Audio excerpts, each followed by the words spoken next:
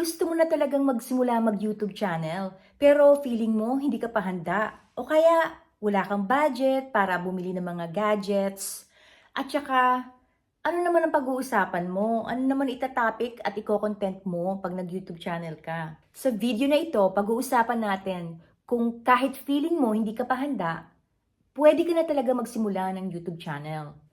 Ika nga sa English, courage before confidence. Alam niyo naman, ang dami ng mga YouTuber na naging successful sa pag-YouTube nila. Ang dami nga mga mommies, di ba? Talagang kinokontent na nila yung mga everyday struggles nila sa bahay habang nag-aalaga sila, habang nagluluto sila, habang naglilinis ng bahay. Yung iba naman, dinadala nila sa trabaho yung kanilang pagko-content dahil mga nanonood sa kanila, gusto ring makakuha ng mga tips kung paano isagawa ang mga, sa opisina, sa trabaho, sa factory, o kaya yung mga travel vlogs, di ba?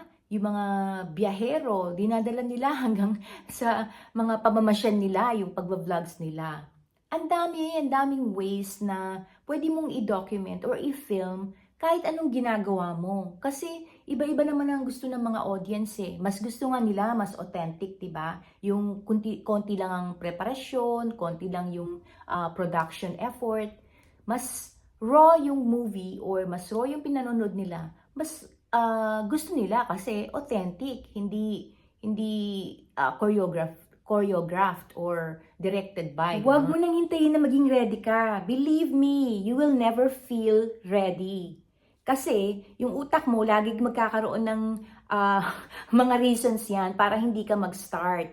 Mag-start ka na kahit anong sitwasyon mo. Huwag kang maghintay hanggang meron ka ng kumpletong gadgets. You don't need advanced gadgets para mag-umpisa. Ang kailangan mo lang yung camera ng phone mo. May phone ka, di ba? May camera, di ba? Picture ka nga ng picture eh. Video ka nga ng video eh.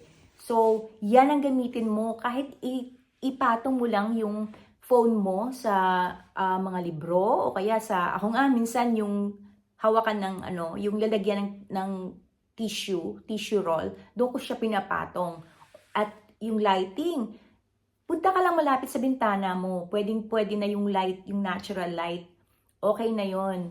Tsaka, huwag ka na maghintay hanggat siguro sinasabi mo, pag pumayat na ako, o kaya magpapakulay pa ako ng buhok, o kaya pag maganda na yung pakiramdam ko, pag hindi na ako stress, pag hindi na ako busy, o kaya ayusin mo ko muna yung kwarto o yung sala namin, dahil magulo pa. Nako, ang kailangan mo lang na space ganyan. Yun lang linisin mo, yun lang ayusin mo at hindi na kailangan ng mga um, mga komplikadong mga setup pa. Kung nasan ka lang, kung ano lang yung available, doon ka mag-start. Kasi unang-una, wala pa namang masyadong manunood sa'yo eh. Ang ginagawa mo lang, nagpa-practice ka lang. Binibuild up mo pa lang yung confidence mo, binibuild up mo pa lang yung skill mo sa pananalita. So, ang kailangan lang talaga, magsimula ka at gumawa ka ng mga videos para masanay ka at magkaroon ka ng confidence na kausapin yung camera. Kasi kailangan mapag-aralan ng utak mo na yung pagsasalta sa camera, kailangan ma-imagine niya na may kinakausap kang tao. So, it takes some time for your brain to be trained like that. So, mag-umpisa ka na, buksan mo na yung camera mo at mag-shoot ka na ng video mo para makapag-umpisa ka na ng YouTube channel mo, di ba? Bakit nahihiya ka kung anong sasabihin ng mga tao sa'yo, sa itsura mo? Ay nako, 40 plus na tayo, dapat hindi na natin iniisip yan. Dapat wala na tayong pakialam sa sasabihin ng mga tao. Bakit? Pagdating ng araw, babayaran ba nila yung bills mo? O kaya, bibigyan ka ba nila ng pera para sa retirement mo? Para sa mga pagpapagamot mo? Hindi, di ba? Kaya, kalimutan mo na yung hiya-hiya. Pagka ganitong 40 plus na tayo, o kaya, wala na tayo sa pa-cute-cute na stage, wag mo nang pakialaman kung ano yung sasabihin ng mga tao sa'yo. Ang isipin mo, you are building a business here. Ang isipin mo, you are building your future. Naghahanda ka para sa future mo. Huwag mo nang isipin yung mga kung ano sasabihin ng mga tao sa'yo. Ang kagandahan niyan dito sa YouTube, kumpara sa Facebook, kaya Instagram or TikTok. Sa Facebook kasi, unang makakita sa'yo yung mga kamag-anak mo, yung mga classmates mo ng high school, yung mga kasama mo sa trabaho. Ako personally, nakakahiya, di ba? Parang, ay, baka kung, baka pagtawanan ako ng mga kamag-anak ko or mga kakilala ko. Sa YouTube kasi, kung hahayaan natin ng algorithm ng YouTube, pinupush niya lang yung mga videos dun sa mga taong interesado sa sasabihin natin, sa mga sasabihin mo. Dun lang ipupush ng YouTube algorithm ang mga videos mo. Kaya yung mga taong hindi naman interesado sa'yo, normally yung mga kamag-anak mo at mga kaibigan mo na wala talaga, they don't really care. Hindi yon ang, hindi sa kanila mapupunta yung mga videos mo. Pero dun, ang maganda nun, yung YouTube algorithm, ipapakalat niya sa mga audience na interesado kung ano man yung yung topic ng video mo. Kaya mas gusto ko dito sa YouTube mag-build ng brand. So, ayun. Kaya mag-umpisa na, di ba? Maganda sana kung ganito merong ilaw sa likod. Kaya lang, yung ilaw parang nanginginig, di ba? So, alisin ko na lang, patayin ko yung ilaw. Okay, sige, mag-umpisa ka na. Meron ka ng phone at saka kahit na wala ka pang microphone or lighting, basta meron kang phone, meron kang script. Pero teka, Mami Jane, ano naman ang pag-uusapan? Ano namang itatopic ko sa mga videos ko? Nako, napaka-importante nito. Ano ang niche mo or focus ng iyong topic sa mga videos mo? Kailangan mag-decide ka. Dalawa kasi yan Pwedeng mag-start ka na yung mga bagay-bagay sa buhay mo as a mother, under the umbrella of motherhood, pwedeng pag-usapan mo yon, lahat-lahat ng yon. It's a broad niche. Or pwedeng mag-focus ka lang sa isang topic, kagaya ng halimbawa, pananahe, or gardening, or traveling, yun lang. Ano ba mas maganda? Yung broad or yung narrow focus? Well, dalawa yan. Depende sa goal mo, di ba?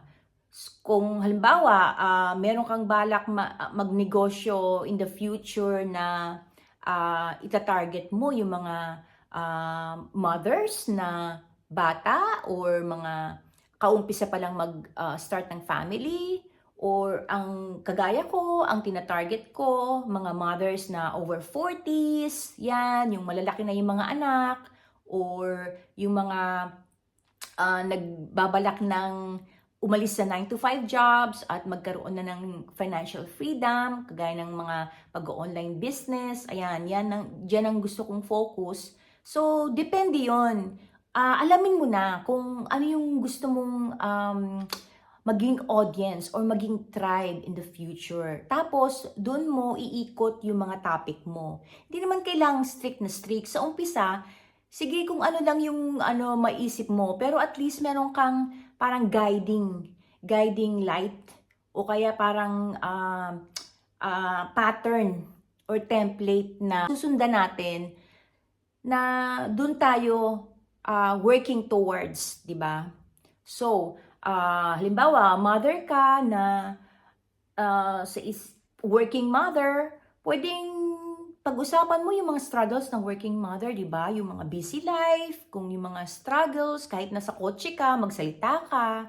Halimbawa, kahatid mo lang ng mga anak mo, late ka na, ayun, pwede mo siyang isama sa mga topic mo, no? O kaya, nagluluto ka para sa buong week, na para i-prepare mo na yung mga baon nila, ganun. So, depende, yung itatopic mo, depende sa sitwasyon mo. Basta, magkaroon ka lang ng parang idea sa isipan mo na yung ginagawa mo at yung mga pinapakita mo sa tao ay makaka-relate yung mga audience mo. Sino ang mga gusto mong maging audience? Kasi usually, tayo, ang gusto natin maging audience o kaya maging tribe or maging community, yung mga halos kagaya rin natin, di ba? So, sabi nga nila you are the niche. Sabi nila, make yourself the niche. Hindi mo kailangan talagang ultra focus sa isang topic lang. Siguro sa kagaya natin, pumili lang tayo yung hindi naman lahat ng mga mothers kasi may mga single mothers.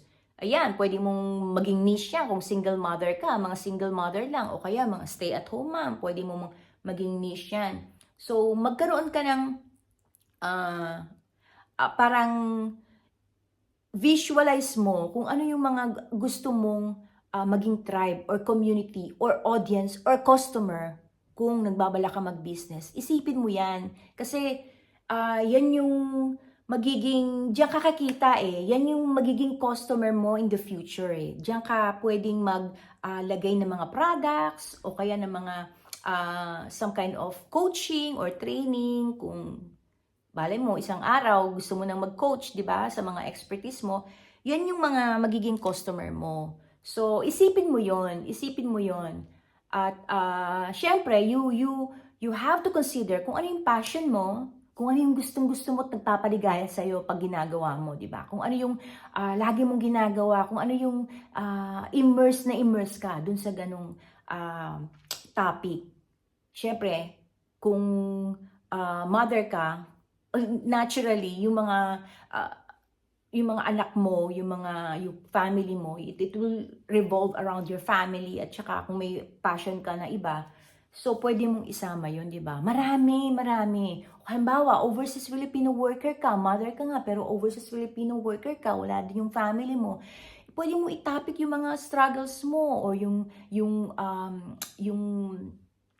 trabaho mo o kaya yung buhay mo doon sa ibang bansa o kaya pwede mo i-topic yung mga culture sa bansa na kung nasaan ka, di ba? O kaya yung mga kaibigan mo, yung mga paglabas-labas nyo, mga adventures nyo, pwede mo i-topic yun. So, marami na pagpipilian kung anong gusto mo. Depende sa'yo yun. Basta isipin mo na one day, itong YouTube channel mo, pwede kang mag-offer ng product, ng service, ng tutoring, or wag mo isipin na sa YouTube monetization ka lang pwedeng kumita. Kaya kailangan isipin mo na marami pang pwedeng pagkakitaan bukod sa YouTube AdSense ang YouTube channel mo. Kaya maganda talagang investment ito. Sa umpisa, malaking investment ng effort at saka learning ang i-require sa'yo. Pero pagdating ng araw, magandang asset o kaya magandang digital property ang pagkakaroon ng YouTube channel. Kasi yung mga audience mo ang magiging customer mo. Diyan kakikita. Kung gusto nyong malaman or matuto kung paano yung mga proseso sa upload ng video, kung ano yung mga ilalagay mo or mga pipiliin mo mga options para siguradong hindi ka magkamali pagka nag-upload ka ng videos. Comment down below kung gusto nyo magkaroon ako ng dedicated na video para turuan kayo kung paano. O kaya kung gusto nyo naman, turuan ko kayo kung paano mag-edit using CapCut or iMovie, or kung paano gumawa ng thumbnail using Canva. Just comment down below at in the future gagawan ko siya ng dedicated video kung gusto nyong matuto. So, at ilagay nyo na rin kung ano pa yung mga gusto nyong matuto regarding YouTube video creation. So, kaya na nga mga future YouTube content creators.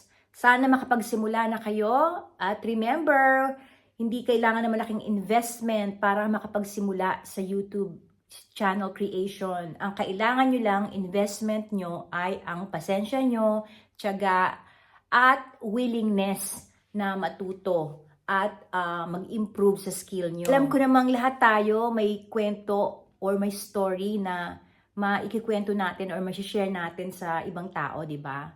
So, ayan, good luck! At magsimula na rin kayo at huwag na kayong patumpik-tumpik pa dahil this is the time to be a YouTube creator.